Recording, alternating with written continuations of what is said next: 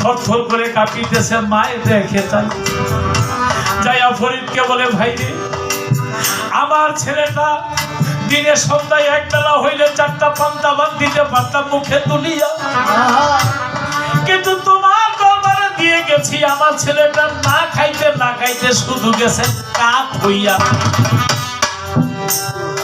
বলে, তোমার ছেলে কই? ও বাহিরে। করে ডাকো।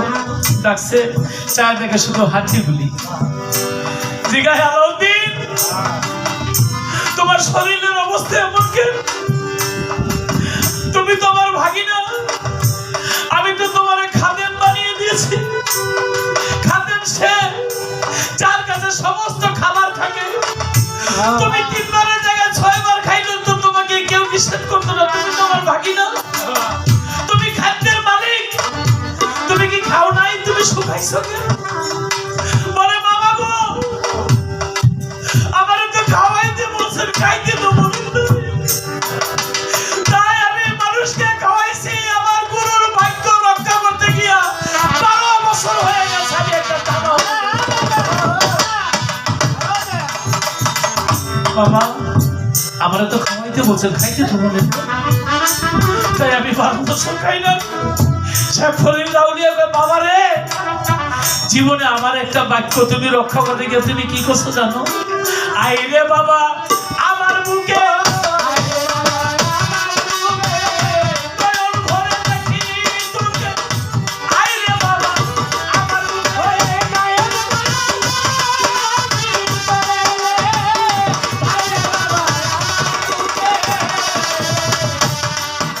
যার ঘরে মেয়ে আছে, যুবতী মাইয়া, মা বাবা খায় ভাত হয়ে যায় সালি, মাইয়াটারে যাতে উপযুক্ত একটা ছেলের হাতে দিতে পারে। শেখ ফরিদ আউলিয়া মাইয়াটা কার কাছে দিবে? তিনি উপযুক্ত আউলিয়া খুঁজতেছিল। চায়া দেখে নিজের ঘরে ভাগ্নে বড় আউলিয়া হয়ে গেছে গা। এক কথা জীবনে আমল করেছিল, বলে, বাবা তুমি আমার মেয়ের বিয়ে করো। আলাউদ্দিন আল সাবিরি, তার ভিতরে যে এশকের আগুন। শেখ ফরিদ বলেছিল, বাবার এরপর যখন ক্ষুধা লাগছে তখন তুই কি করেছিস? বলে, বাবা গো, আমার যখন ক্ষুধা লেগেছে তখন আমি একমাত্র ফরিদ ফরিদ নাম জপেছি, আমার সমস্ত ক্ষুধা নিবারণ। বলে, আমি এই ছেলে ছাড়বো না, বাবা তুই বিয়ে কর। গুরু বাক্য মাইনা বিয়ে করলেন। বাসর ঘরে গেলেন। বাসর ঘরে গিয়ে স্ত্রীর দিকে চায় না। স্ত্রী বলে, স্বামী গো, যেই বাসর ঘরে যে স্বামী তার বিবির দিকে চায় না, তার জীবনে এই দুনিয়ায় সুখী হইতে পারে না। কিন্তু আলাউদ্দিন আল সাবিরি বলে, আমি যে চাইবো, কারণ ওর ভিতরে যে জ্বালানি ভাব, এশকের ভাব, সেই এশকের ভাব স্ত্রীর দিকে যখন চেয়েছিল, স্ত্রীর গায়ের মধ্যে আগুন ধরে গেছিল। সেই আগুন বাসর ঘরে লেগে গেছে। ওই আগুন শেখ ফরিদের গদির মধ্যে গিয়ে লাগছে। শেখ ফরিদ আগুন দেখা ভাবে, এই আগুন আমি নিভাইতে পারবো না। শেখ ফরিদ পাড়ায় দিচ্ছে কুতুবউদ্দিনের কাছে, তার গুরুর কাছে। কুতুবউদ্দিন এই আগুন পাড়ায় দিচ্ছে আমার খাজা বাবার গদির মধ্যে। আমার খাজা বাবা আগুন দেখা সেই আগুন পাড়ায় দিচ্ছে কার কাছে? আমার রাসূলের রওজার মধ্যে। কিছুই লাগে না, জীবনে একটা কথা আমল করলে কি হয়ে যায়। আমি একজন তরিকাভুক্ত লোক হইতে পারছি কিনা জানি না, আমার দয়াল মইনুদ্দিনের মাধ্যমে আমি তো বললে বেশি হয়ে যায় কিনা, আমি গান গাই আমার টাইমে কেমনে করি, আগে বুঝতাম না। কিন্তু আমার জীবনে বর্তমানে 58 বছর বয়স চলছে। দুঃখ কি জিনিস বুঝি নাই। ছোটবেলা থেকেই গান গাই, মানুষ আদর করে, ভালোবাসে, গলার মধ্যে ফুলের মালা দেয়, হাডুডু খেলতাম, কুস্তি খেলতাম, গান গাইতাম, সুখের জীবন কারে করে। এই 58 বছর বয়সে যখন একদিন আমি বিপদে পড়ে গেলাম, আমার ডাইনে পথ নাই, বামে পথ নাই, পিছনে পথ নাই, সামনে পথ নাই, আমার সমস্ত রাস্তা বন্ধ।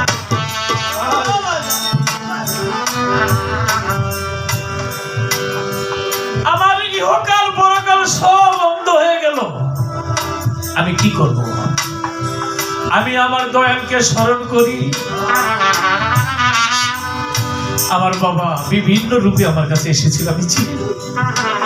কখনো পাগল রূপে, কখনো জট নিয়া,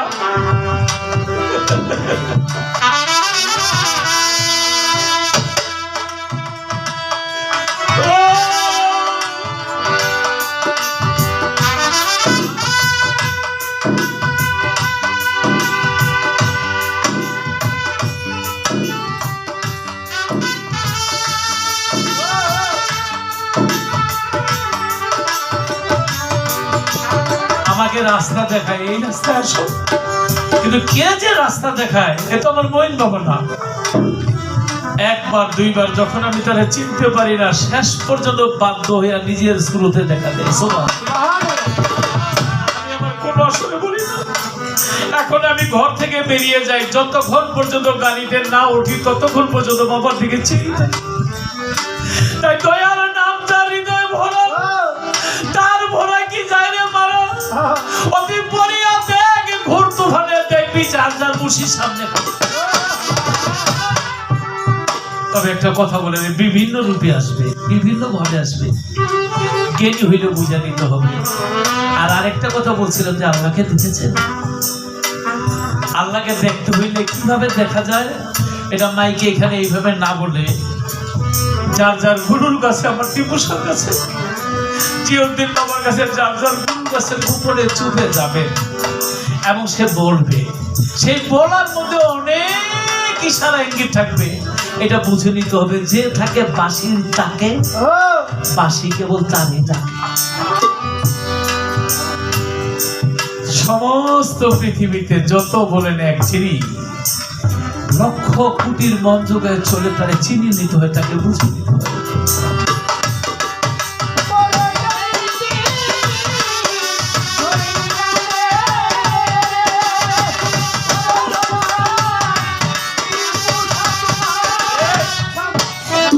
আমার গান বেশি হয়ে গেছে, তুমি রেডি হয়ে যাবে, আমি এই কথাটা জবাব দিয়ে বসে যাব। মোল্লায়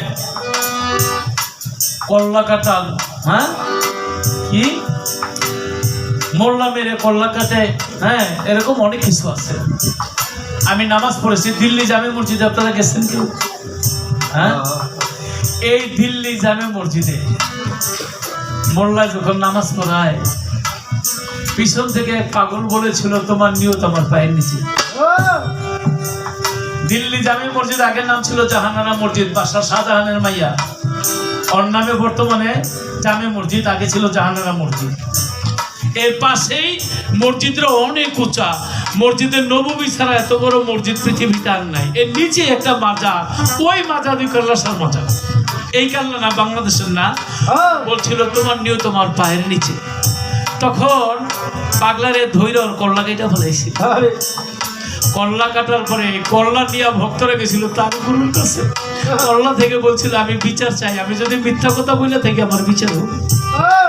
তার গুরু ছিল হেরেম শাহ। তিনি মোল্লাকে বললেন আমার ভক্তের কল্লা কাটরা কে? ভাই ইমামের নিয়ত আবার পাগলের পায়ের নিচে কেমনে থাকে? বলে পায়ের নিচে কেমনে থাকে? তুমি নিয়ত করছিলে কি? বলে আমার ঘরে নামাজ ছাড়া আমি একটা নিয়ত করছিলাম, আমার ঘরে 5টা মাইয়া, আমি বিয়ে দেবো, আল্লাহ আমার টাকা পয়সা দাও। তাই আমার ভক্ত কি কইছিল, বলছিল তোমার নিয়ত আমার পায়ের নিচে। কয় কোন জায়গায় দাঁড়াইছিল? বলে এই জায়গায় দাঁড়াইছিল। বলে মাটি খুঁদো, মাটি খুঁজে চায় দেখে 7 ডেক স্বর্ণ।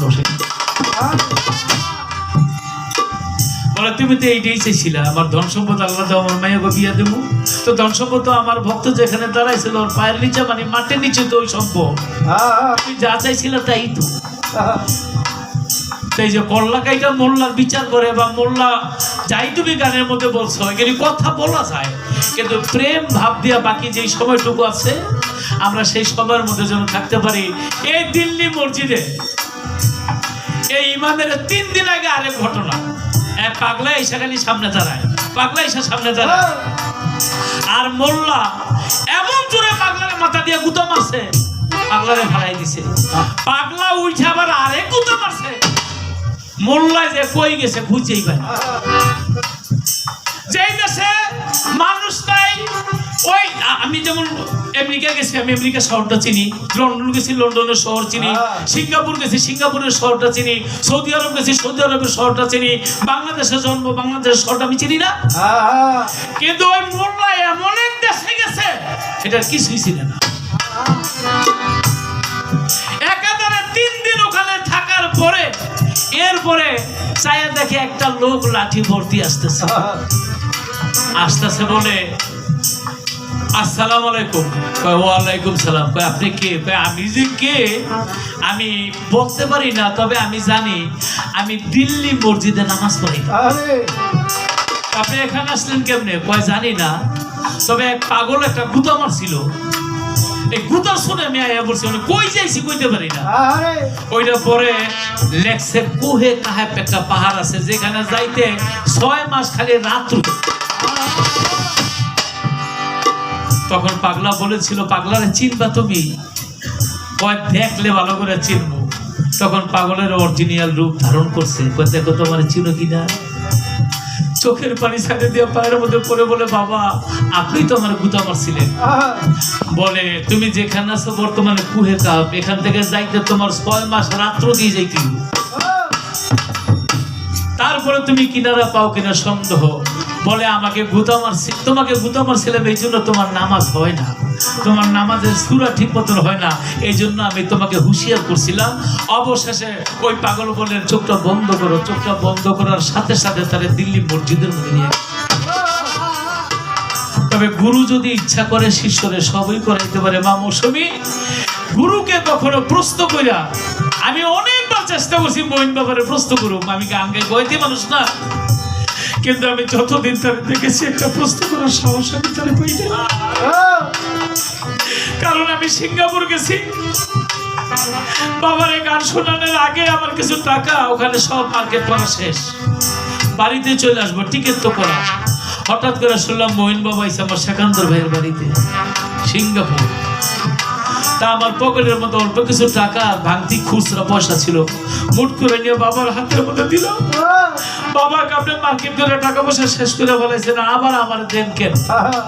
আমি যে মার্কেট করে টাকা শেষ করে ফেলেছি সে জানে কেন? যারা কামের গুরু হাজার লক্ষ কোটি প্রশ্নের জবাব দিতে পারে, কিন্তু চোখের জলা হৃদয়ের প্রাণ সেদিনে কি মন্ত্র আছে প্রাণের প্রাণ কাছে? তোমার টিপু সারে টেনে আনো তোমার হৃদয়ের কাছে। কোন ভক্ত যদি গুরুকে বিশ্বাস করে মনে প্রাণে তার চরণে ভক্তি দিয়া এই দেহটাকে মুক্ত করতে পারে, সেই ইহকালেও ধন্য পরকালে ধন্য।